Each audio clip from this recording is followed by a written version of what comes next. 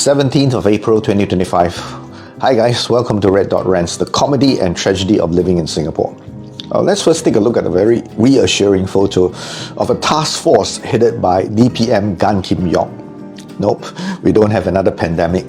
The team, comprising 5 cabinet ministers and leaders from business and labour sectors, aims to support affected firms and workers in the wake of the much-dreaded Trump tariffs. DPM Gan warned that Singapore must be prepared for the possibility of a recession this year. Gosh, are we going to be in deep trouble if any of the ministers in this very important task force gets voted out? Talking about voting, Singapore will be headed for the polls on the 3rd of May after President Tharman dissolved Parliament on the 15th of April, just a couple of days ago. Our very efficient elections department has come out with the timeline.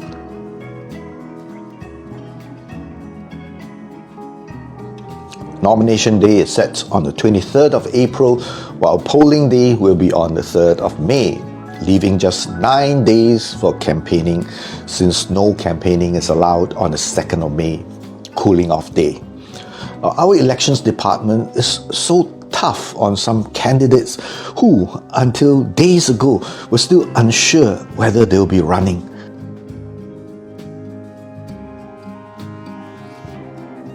Some have resigned in haste, leaving their former seats still warm. Everything depends on the Prime Minister's quick decisions.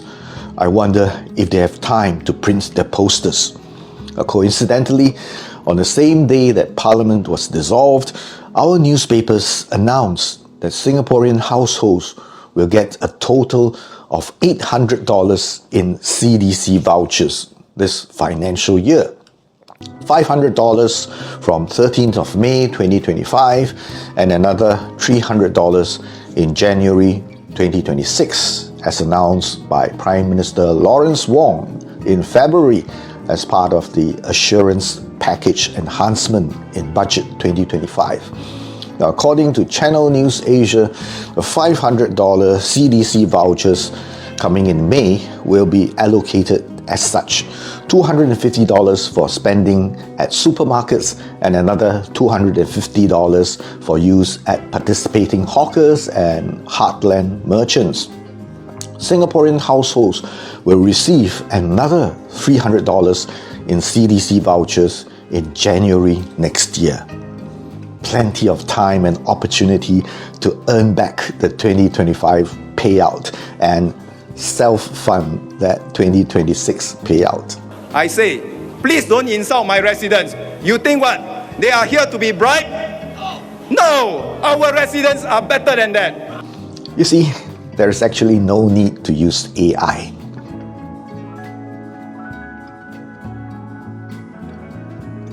Over here in Hougang, candidate Marshall Lim, a 38-year-old criminal lawyer, described himself as a fighter. Really? But for decades, the Workers' Party's MPs have been fighting for the residents of Hougang when they didn't like a policy put forward by the government. Is Mr. Lim going to do the same? It's that questioning, opposing voice that is valuable to the residents of Hougang.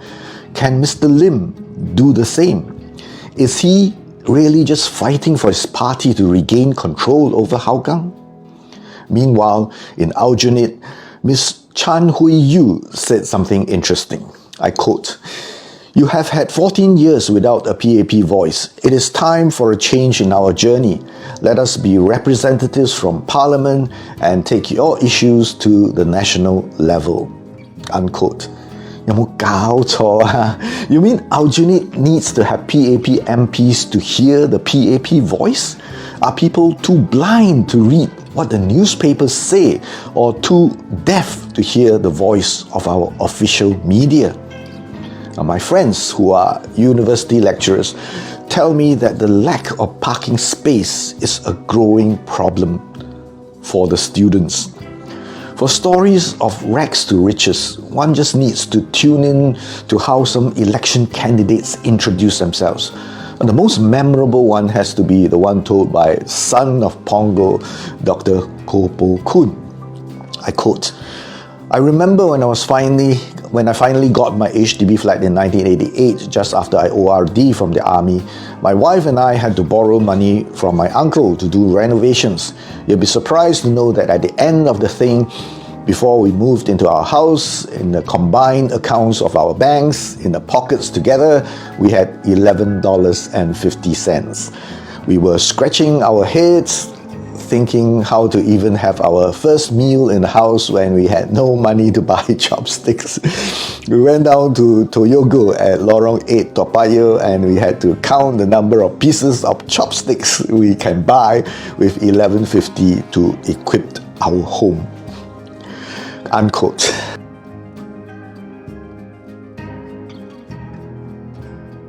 Every election, we hear many success stories of how disadvantaged or unfortunate individuals made it against the odds.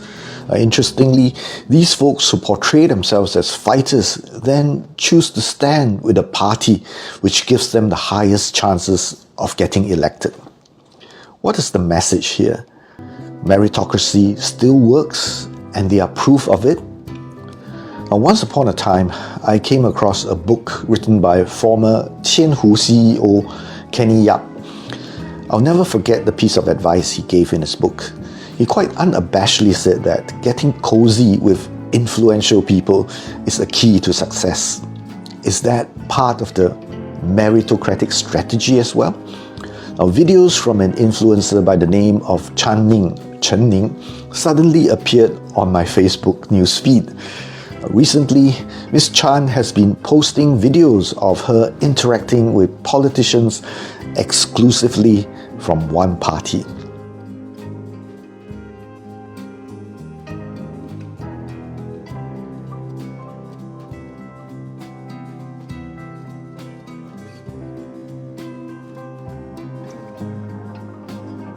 I thought Ms. Chan should disclose her financial interests, even though we know that influencers get paid to promote products all the time. Now, maybe that's her meritocratic strategy. Many people do or say things not because they really believe in them, but because it's good for business. Most people don't try to change policies they don't like through their MPs speaking out for them in Parliament. It's not that they agree with GST increases. It's not that they support opening the floodgates for foreigners. It's not that they are better off than they were 5 years ago. They don't care about where the country will end up. They work for their own personal and immediate gains to mitigate the negative impact of those government policies. A well-educated Singaporean woman by the name of Joyce Chung, 49 years old, was retrenched from her position as department head at a tech accessory company based in Hong Kong in 2019. Now, she returned to Singapore with a Canadian husband and started a home-based bakery. Now, 6 years on, she has opened her first physical takeaway bakery at a small shop within a condominium complex in East Coast. Another success story?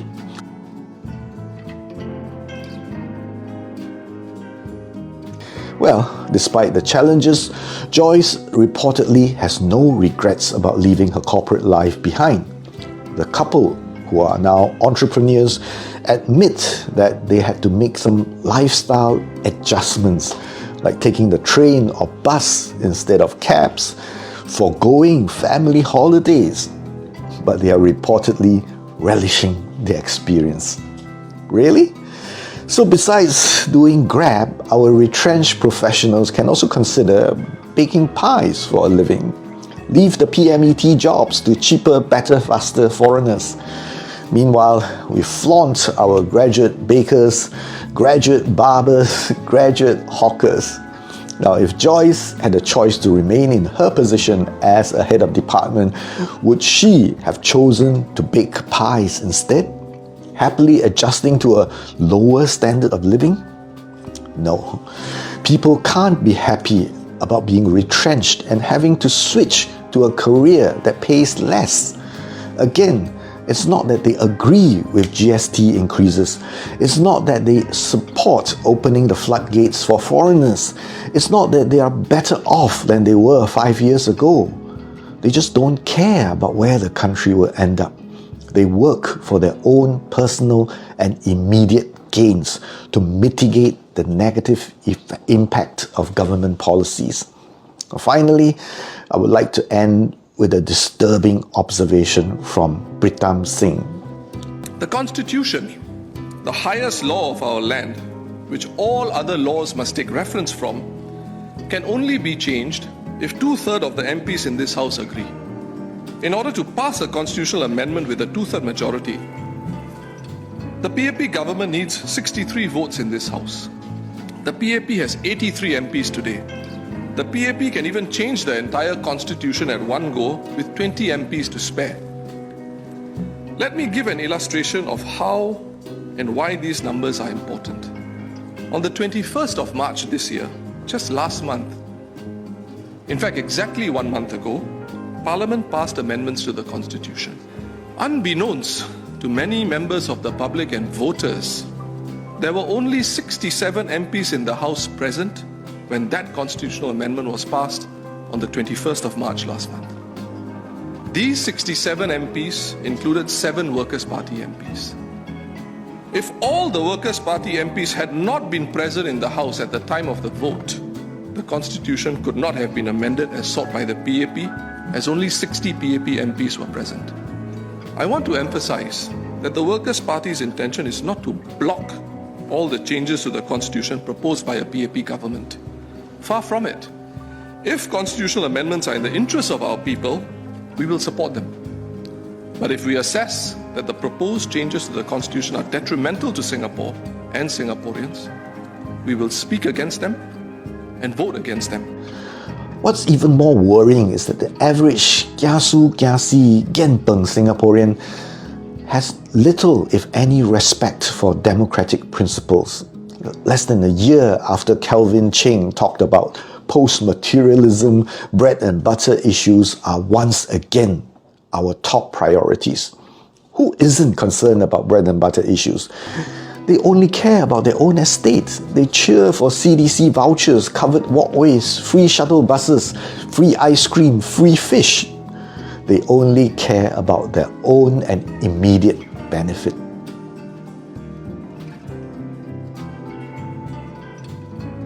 Really?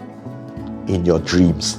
Go check out the PLP platforms and you'll realize which side the majority is on. I'm quite sure I won't be celebrating the results come 3rd of May. Nevertheless, I'm still happy to be in the minority.